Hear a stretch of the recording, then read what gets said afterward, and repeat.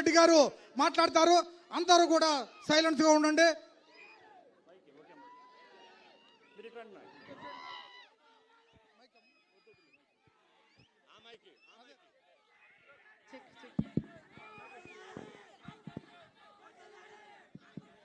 Check.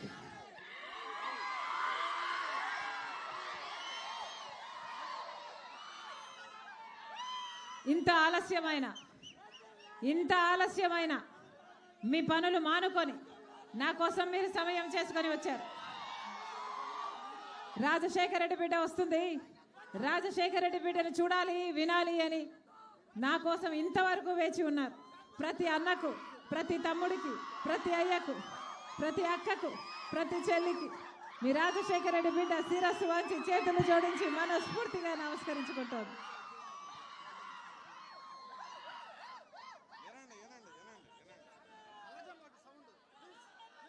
అన్నా ఎక్కువ time తీసుకోను, మళ్ళీ ఎన్నికలు వచ్చాయి అవునా? 5 సంవత్సరాలు అయిపోయింది మీరు ఓట్లేసి, మళ్ళీ ఎన్నికలు వచ్చాయి. ఎంతట ఓటుకి ఎంత? అంతేనా? ఎంతట? 2 వెరీ గుడ్. 4 అన్నా ఎవరు ఎంత ఇచ్చినా తీసుకోండి, కానీ ఓటు వేసేటప్పుడు ఒక్కసారి మీ బిడ్డల గురించి ఆలోచన చేయండి.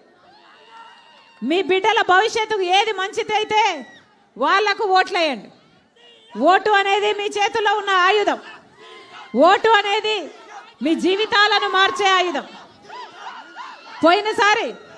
పోయినసారి ఎవరికి ఓటేశారు? ఏమన్నా ఎవరు మీ సిట్టింగ్ ఎమ్మెల్యే? ఎవరు? ఏమైనా చేశాడా? పోలవరం ప్రాజెక్టు కోసం ఎప్పుడైనా కొట్లాడారా? కొల్లూరు సమస్య తీర్చడానికి ఎప్పుడైనా కొట్లాడా? ఒక్కసారైనా మీకు పనికొచ్చాడా? ఏం చేస్తున్నాడు మీ ఎమ్మెల్యే? పేకాట కోడి పందాలు అట కదా, 3 పువ్వులు 6 కాయలుగా సాగుతుందట కదా పేకాట కోడి పందాలు. నిజమేనా? ఏమన్నా నిజమేనా? మరి ఎందుకు వేయాలన్నా వీళ్ళకు ఓట్లు? నియోజకవర్గంలో ఉన్న మట్టంతా దోచేసాడట కదా, ఇసుకంతా తీసేసుకున్నాడట కదా.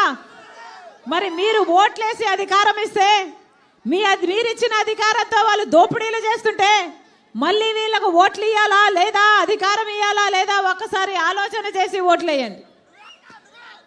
ఏం చేశారు?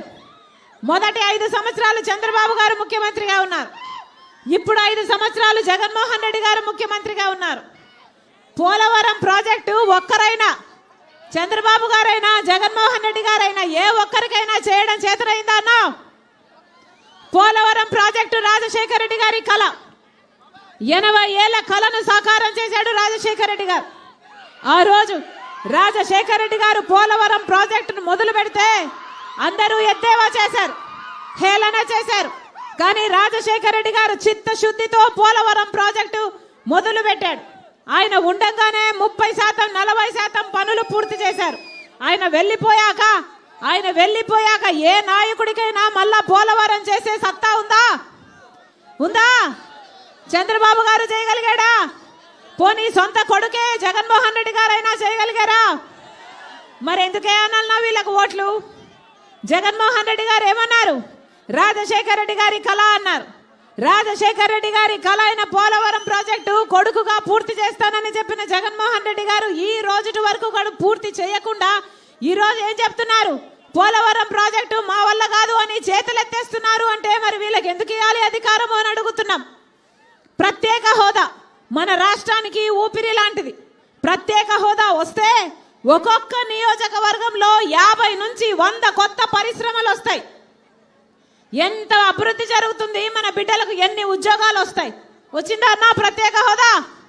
చంద్రబాబు గారు కొట్లాడారా ప్రత్యేక హోదా గురించి? జగన్మోహన్ రెడ్డి గారు కొట్లాడారా ప్రత్యేక హోదా గురించి? ఎవరైనా అధికారంలోకి వచ్చేంత వరకు ప్రత్యేక హోదాను వాడుకున్నారు. అధికారంలోకి వచ్చాక ఒక్క నిజమైన ఉద్యమం కూడా చేయలేదు ప్రత్యేక హోదా గురించి. ఈ రోజు ఎలా తయారైంది? 10 సంవత్సరాలు అయిపోయింది. ఈ రోజు ఒక పక్క పాలక పక్షం, ఒక పక్క ప్రతిపక్షం. అసలు ప్రత్యేక హోదా ఊసే లేకుండా చేశారు కదా. ప్రత్యేక హోదా అన్న పదమే లేకుండా చేశారే. ఈ రోజు రాజశేఖర రెడ్డి బిడ్డ రాజకీయాల్లోకి వచ్చింది, ఆంధ్ర రాష్ట్ర రాజకీయాల్లోకి వచ్చింది అంటే ఎందుకు వచ్చిందన్నా? ఏదో పదవులు అనుభవించడానికి కాదు, ముఖ్యమంత్రి హోదా తీసుకోవడానికి కాదు. ఎందుకంటే ఇక్కడ కనీసం ప్రత్యేక హోదా గురించి కొట్లాడే ఒక గొంతే లేకుండా పోయిందని రాజశేఖర రెడ్డి బిడ్డ వచ్చింది. అవును, తెలంగాణ నాకు మెట్టినిల్లే, కానీ ఆంధ్ర రాష్ట్రం నాకు పుడా. మరి ఆంధ్ర రాష్ట్ర బిడ్డలకు ఇంత అన్యాయం జరుగుతుంటే ఒక పక్క పాలక పక్షమైన, ఒక పక్క ప్రతిపక్షమైన అసలు మన బిడ్డల భవిష్యత్తు గురించి ఆలోచన చేయకుండా ఇద్దరు మొత్తం బీజేపీ పార్టీకి గులాంగిరి చేస్తుంటే మరి మన బిడ్డల కోసం కొట్లాడేది ఎవరు? అందుకే రాజశేఖర రెడ్డి బిడ్డ కాంగ్రెస్ పార్టీలో చేరింది. ఎందుకంటే ఒక కాంగ్రెస్ పార్టీ మాత్రమే 10 సంవత్సరాల ప్రత్యేక హోదా ఇస్తామని చెప్పిన ఏకైక నాయకుడు రాహుల్ గాంధీ గారు. కాబట్టి అన్నా, పక్క రాష్ట్రాలన్నిటికీ రాజధానీలు ఉన్నాయి, మనకుందా? రాజధాని ఉందా? ఏం చెప్పాడు చంద్రబాబు గారు? అమరావతి కడతానన్నాడు, సింగపూర్ను చేస్తానన్నాడు, 3D గ్రాఫిక్స్ లో సినిమా చూపించాడు. ఆఖరికి అమరావతి కాస్త భ్రమరావతి అయిపోయింది. ఉందా? వచ్చిందా అమరావతి? జగన్మోహన్ రెడ్డి గారు ఒక్కటి సరిపోదు అన్నాడు, 3 రాజధానీలు అన్నారు. పోనీ మూడిట్లో ఒకటైనా వచ్చిందా? వాషింగ్టన్ డీసీని మళ్ళీ తలపిస్తానన్నాడు, వచ్చిందా అన్నా? మరి ఎందుకేయాలన్నా వీళ్ళకు ఓట్లు? ఎందుకేయాలి వీళ్ళకు ఓట్లు? ఒక పక్కేమో చంద్రబాబు గారు, ఒక పక్కేమో జగన్మోహన్ రెడ్డి గారు ప్రత్యేక హోదాను తాకట్టు పెట్టారు, పోలవరం ప్రాజెక్టును తాకట్టు పెట్టారు, రాజధానిని తాకట్టు పెట్టారు. ఇద్దరికి బీజేపీతో పొత్తులు కావాలి, బీజేపీకి తొత్తులుగా ఉండాలి తప్పితే ప్రజల ప్రయోజనాలు ఎవరికీ పట్టలేదు కదా. కనీసం ఈరోజు రాజధానియే లేదు మనకు. అందరికీ అన్నీ ఉన్నాయి కదన్నా. హైదరాబాద్ ఉంది, బెంగళూరు ఉంది, చెన్నై ఉన్నాయి. మనకేముంది? మనకేముందన్నా? చేతిలో చిప్ ఉంది, ఏముంది? నెత్తి మీద కుచ్చు టోపీ ఉంది, ఏముందన్నా? మనం ఏం సాధించాం 10 సంవత్సరాలలో? కనీసం పట్టుమని 10 కొత్త పరిశ్రమలు వచ్చాయా? ఒక్క అడుగైనా అభివృద్ధిలో ముందుకేసామా? మన బిడ్డలకు ఉద్యోగాలు వస్తున్నాయా? ఆఖరికి కూలీ నాలీ చేసుకుని బిడ్డల్ని చదివిస్తే 10,000 రూపాయలకు, 8,000 రూపాయలకు చిన్న చిన్న ఉద్యోగాలు చేసుకుంటున్నారే మన బిడ్డలు. ఆఖరికి ఎలా తయారవుతుందంటే మన బిడ్డలంతా ఉద్యోగాల కోసం వలసపోతే అసలు మన యువతే లేని రాష్ట్రంగా తయారైతుంది ఆంధ్ర రాష్ట్రం. ఇదేనా కావాల్సింది మనకు? మన కథ ఏమిటి? మన భవిష్యత్ ఏమిటి? ఒక్కసారి ఆలోచన చేయండి. రాజశేఖర రెడ్డి గారు రైతులను ఎలా చూసుకున్నాడన్నా? రైతుని నెత్తిన పెట్టుకోలేదా రాజశేఖర రెడ్డి గారు? రుణమాఫీ చేయలేదా రాజశేఖర రెడ్డి గారు? ఇన్పుట్ సబ్సిడీ, డ్రిప్ మీద సబ్సిడీ, యంత్రాల మీద సబ్సిడీ ఎన్ని ఇచ్చాడు రాజశేఖర రెడ్డి గారు? పంట నష్టపోతే అద్భుతంగా పంట నష్టపరిహారం ఇచ్చాడు. మరి ఇప్పుడు ఎట్లా ఉన్నారు రైతులు? అసలు మన రాష్ట్రంలో అప్పు లేని రైతు లేడన్నా. ఈరోజు మొత్తం రాష్ట్రం తిరుగుతున్నాం, అమ్మా చిన్న రైతులు, చిన్నకారు రైతులు మొత్తం అన్యాయం అయిపోయాం, ఆత్మహత్యలు చేసుకుంటున్నాం అంటున్నారు. అంటే దానికి కారణం ఎవరు? జగన్మోహన్ రెడ్డి గారు. కనీసం డ్రిప్ మీద సబ్సిడీ ఇస్తున్నారా? పంట నష్టపోతే పంట నష్టపరిహారం ఇస్తున్నారా? ఇలాగే జగన్మోహన్ రెడ్డి గారు 5 సంవత్సరాల క్రితం మైకు పట్టుకొని ఇలాగే ఎన్నికలప్పుడు 3,000 కోట్లతో ఒక ధర స్థిరీకరణ నిధి ఏర్పాటు చేస్తానన్నాడు జగన్మోహన్ రెడ్డి గారు. చేశారా అన్నా? ఒక్క సంవత్సరమైనా 3,000 కోట్లు రైతులకు పక్కన పెట్టారా? ఇలాగే మైకు పట్టుకొని 4,000 కోట్లు పంట నష్టపోతే పంట నష్టపరిహారానికి ప్రతి సంవత్సరము పక్కన పెడతానన్నాడు జగన్మోహన్ రెడ్డి గారు. ఒక్క సంవత్సరమైనా పంట నష్టపోతే పంట నష్టపరిహారానికి పక్కన పెట్టారా అన్నా? మరి వీళ్ళారు రాజశేఖర రెడ్డి గారి ఆశయాలను నిలబెట్టేది? బిడ్డలను ఎక్కడ పెట్టుకున్నాడన్నా రాజశేఖర రెడ్డి గారు? గుండెల్లో పెట్టుకున్నాడు రాజశేఖర రెడ్డి గారు. మరి ఆయన వారసుడు అని చెప్పుకుంటున్న జగన్మోహన్ రెడ్డి గారు మన బిడ్డల గురించి, వాళ్ళ భవిష్యత్తు గురించి ఆలోచన చేస్తున్నారా? ఏం చెప్పాడు జగన్మోహన్ రెడ్డి గారు? ఇలాగే మైకు పట్టుకొని 5 సంవత్సరాల క్రితము ప్రతి సంవత్సరము జాబ్ క్యాలెండర్ వస్తుంది అనలేదా? సంక్రాంతి వచ్చినప్పుడల్లా జాబ్ క్యాలెండర్ వస్తుంది అని చెప్పలేదా జగన్మోహన్ రెడ్డి గారు? జగన్మోహన్ రెడ్డి గారు ముఖ్యమంత్రి అయి 5 సంవత్సరాలు అయిపోయింది. ఎన్ని సంక్రాంతులు వచ్చాయి? ఎన్ని సంక్రాంతులు పోయాయి? జాబ్ క్యాలెండర్ వచ్చిందా? మరి ఎందుకు వేయాలన్నావు వీళ్ళకు ఓట్లు? 2,30,000 ఉద్యోగాలు ఖాళీగా ఉన్నాయన్నాడు జగన్మోహన్ రెడ్డి గారు. ఎన్ని లక్షలు భర్తీ చేశారు? 5 సంవత్సరాలు అయిపోయింది.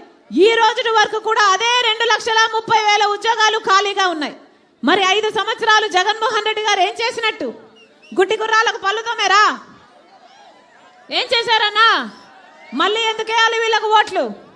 ఇదే జగన్మోహన్ రెడ్డి గారు ఇలాగే మైకు పట్టుకొని ఆ రోజు 5 సంవత్సరాల క్రితం 23,000 టీచర్ ఉద్యోగాలు ఖాళీగా ఉన్నాయి అన్నారు. మేము అధికారంలోకి వస్తే 6 నెలల్లో భర్తీ చేస్తామన్నారు. ఆ రోజు చంద్రబాబు గారిని తిట్టిపోసాడు. చంద్రబాబు గారు సిగ్గులేదా 7,000కే ఉద్యోగ నోటిఫికేషన్లు ఇస్తున్నావు అన్నారు. మరి ఈ రోజు 5 సంవత్సరాలు అయిపోయింది, ఇంకా 23,000 టీచర్ ఉద్యోగాలు ఈ రోజు వరకు ఖాళీగానే ఉన్నాయి. 5 సంవత్సరాలు ఉద్యోగ నోటిఫికేషన్లు ఇవ్వలేదు, టీచర్ నోటిఫికేషన్లు. ఈ రోజు ఎన్నికలు 2 నెలలు ఉన్నాయనగా ఇప్పుడు నోటిఫికేషన్లు ఇచ్చారు, అది కూడా 6,000. మెగా డిఎస్సి ఇస్తానన్న జగన్మోహన్ రెడ్డి గారు ఒక దగా డిఎస్సి 6,000తో ఉద్యోగాలు ఇస్తున్నారు. మరి దగా కాకపోతే ఏమిటి అని అడుగుతున్నాం. ఎన్నికలకు 2 నెలలు ఉందనగా నోటిఫికేషన్లు ఇస్తే ఆ పరీక్షలు ఎప్పుడు రాయాలి? ఆ బిడ్డలకు ఉద్యోగాలు ఎప్పుడు రావాలి? ఇదేమన్నా అయ్యేదా సచ్చేదా? ఆలోచన చేయండి. ఏం చెప్పాలన్నా ఇలాంటి పాలకులకు మళ్ళీ మళ్ళీ ఓట్లేస్తే వాళ్ళని మిమ్మల్ని మోసమే చేస్తున్నారు తప్పితే మీరు ఇచ్చిన అధికారాన్ని హంతకుల్ని కాపాడడం కోసం వాడుకుంటున్నారు తప్పితే మీకోసం పని చేస్తున్నారా? ఎక్కడ చూసినా లూటి, ఎక్కడ చూసినా mafia, land mafia, sand mafia, liquor mafia. ఎలా ఉంది మన రాష్ట్ర పరిస్థితి? ఏమిటి? పూర్తి మద్యపాన నిషేధం చేస్తానని జగన్మోహన్ రెడ్డి గారు చెప్పలేదా 5 సంవత్సరాల క్రితం? మద్యపాన నిషేధం చేయకపోతే మళ్ళీ వచ్చి ఓట్లు అడగను అని చెప్పలేదా జగన్మోహన్ రెడ్డి గారు? అయిందా నా మద్యపాన నిషేధం? మద్యపాన నిషేధం కాలేదు కదా, ఈరోజు స్వయంగా సర్కారే మద్యం అమ్ముతుంది. ఏం అమ్ముతున్నారు? కల్తీ సరుకు, నాసిరికం సరుకు, భూమట ఎక్కడా లేవు ప్రపంచంలో. భూమట, క్యాపిటల్ అట, స్పెషల్ స్టేటస్ అట, డిఎస్సి అట, ప్రపంచంలో ఇంకెక్కడా లేవు, ఇక్కడే ఉన్నాయి. ఈ నాసి రకం మందు తాగి మన రాష్ట్రంలో 25% మంది ఎక్కువ చచ్చిపోతున్నారు పక్క రాష్ట్రాల కంటే. కిడ్నీలు, లివర్లు చెడిపోయి ఎవరు పట్టించుకుంటున్నారు? ఇందుకేనా వీళ్ళకి అధికారం ఇచ్చింది? ఒకసారి ఆలోచన చేయండి. మళ్ళీ చెప్తున్నాం, ఈరోజు మన రాష్ట్రం బాగుపడాలి అంటే, రాజశేఖర రెడ్డి గారి సంక్షేమ పాలన రావాలి అంటే మళ్ళీ కాంగ్రెస్ పార్టీ అధికారంలోకి రావాలి. వీళ్ళు కాదు రాజశేఖర రెడ్డి గారి ఆశయాలను నిలబెట్టేవాళ్ళు. మళ్ళీ చెప్తున్నా, ఒక్క కాంగ్రెస్ పార్టీ మాత్రమే 10 సంవత్సరాల ప్రత్యేక హోదా ఇస్తుంది కాబట్టే రాజశేఖర రెడ్డి బిడ్డ కాంగ్రెస్ పార్టీలో చేరింది. మీరు ఆశీర్వదించండి. కాంగ్రెస్ పార్టీ అధికారంలోకి వస్తే 10 సంవత్సరాల ప్రత్యేక హోదా వస్తుంది, పోలవరం ప్రాజెక్టు పూర్తవుతుంది, రాజధాని వస్తుంది, మన బిడ్డలకు ఉద్యోగాలు వస్తాయి, రైతులకు 2 లక్షల వరకు రుణమాఫీ చేస్తుంది కాంగ్రెస్ పార్టీ.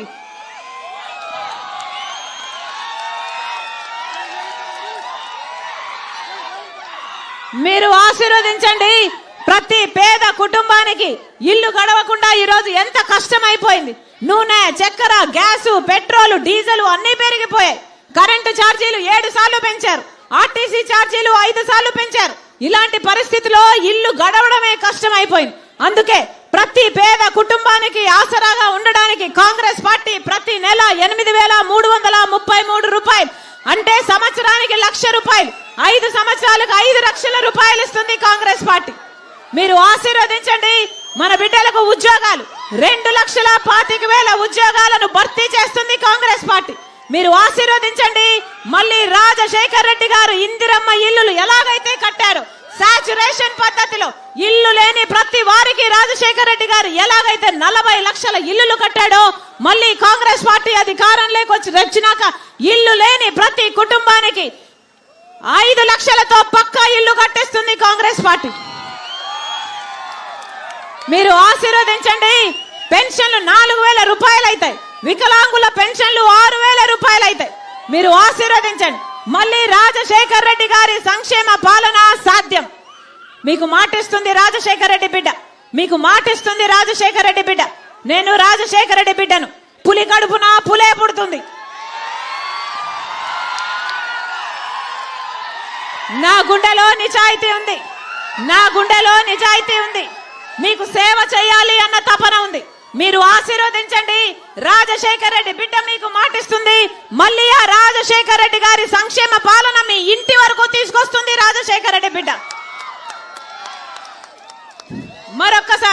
మరొక్కసారి రాజశేఖర రెడ్డి గారి పార్టీ కాంగ్రెస్ పార్టీ, రాజశేఖర రెడ్డి గారి party Congress party, Congress party అభ్యర్థి ఎమ్మెల్యే అభ్యర్థి మీ నరసింహన్న మనస్ఫూర్తిగా ఆశీర్వదించండి.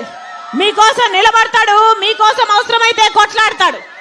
గొప్ప మెజారిటీతో గెలిపించాలని, కాంగ్రెస్ పార్టీ హస్తం గుర్తు మీద ఓటేయాలని మీ రాజశేఖర రెడ్డి బిడ్డ మనస్ఫూర్తిగా ప్రార్థిస్తుంది. అలాగే కాంగ్రెస్ పార్టీ ఎంపీ అభ్యర్థి లావణ్య కోవూరి గారు మనస్ఫూర్తిగా ఆశీర్వదించండి.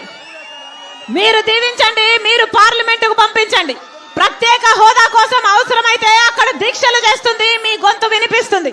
మనస్ఫూర్తిగా ఆశీర్వదించాలని, ఎమ్మెల్యే ఎంపీ 2 హస్తం గుర్తు మీద ఓటేసి గొప్ప మెజారిటీతో గెలిపించాలని మీ రాజశేఖర రెడ్డి బిడ్డ మరొకసారి ప్రతి అన్నను, ప్రతి తమ్ముని, ప్రతి అక్కను, ప్రతి చెల్లిని శిరస్సు వంచి చేతులు జోడించి మనస్ఫూర్తిగా ప్రార్థిస్తుంది. జోహార్ వైఎస్ఆర్, జోహార్ వైఎస్ఆర్, జోహార్ వైఎస్ఆర్. హస్తం గుర్తుకే, హస్తం గుర్తుకే, హస్తం గుర్తుకే. అన్నా గుర్తు ముఖ్యం. అన్నా రాజశేఖర రెడ్డి గారి గుర్తు హస్తం గుర్తు. అన్నా హస్తం గుర్తు అభయ హస్తం. చేయి గుర్తు, చేయి లేకపోతే ఏమీ లేదన్నా.